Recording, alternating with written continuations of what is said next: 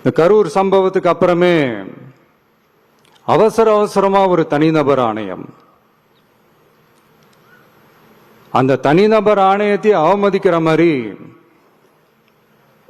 அரசு உயர் அதிகாரிகள், காவல்துறை உயர் அதிகாரிகள் எல்லாருமே நம்மளை பத்தி ஃபுல்லா இந்த அவதூறுகள் பரப்பி ஒரு செய்தியாளர்கள் சந்திப்பு அவசரமா. இதெல்லாம் ஏன் நடக்குது?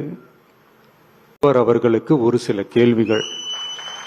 பொய் மூட்டைகளா நம்மளை பத்தி இந்த அவதூறு விட்ட முதல்வர் அவர்களுக்கும் திமுக அரசுக்கும் சார்பாக கோடிகளை கொட்டி அமர்த்தப்பட்ட கபட நாடக திமுக அரசோட தில்லுமுல்லுகளை தாங்கி பிடிக்க இயலாமல் உச்ச நீதிமன்றத்தில் திக்கு திணறி நின்றது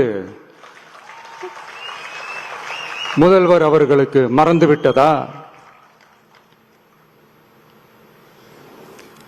கரூர் இந்தியாவிலேயே எந்த ஒரு அரசியல் கட்சி தலைவருக்கும் கொடுக்கப்படாத கண்டிஷன்ஸ். பஸ்ஸுக்குள்ளேயே இருந்து பார்க்கணும், மேல வந்து கை காட்டக்கூடாது, இப்படிலாம் ஒரு அதீத கட்டுப்பாடுகளை கொடுத்த உடனே எங்க சைட்ல இருந்து ஒரு அறிக்கையும் வெளியிட்டோம். அது மட்டும் இல்ல, தமிழக வெற்றி கழகம் சார்பாக அனைத்து கட்சிகளுக்கும் சமமாக ஒரு முறையான ஒரு பொது வழிகாட்டு முறைகள் SOPs சொல்லுவாங்க, அதையும் வழங்கணும்னு சொல்லி உயர் நீதிமன்றத்தையும் நாடி இருக்கணும். இதுவும் தமிழக மக்கள் உணராமலா இருப்பாங்க?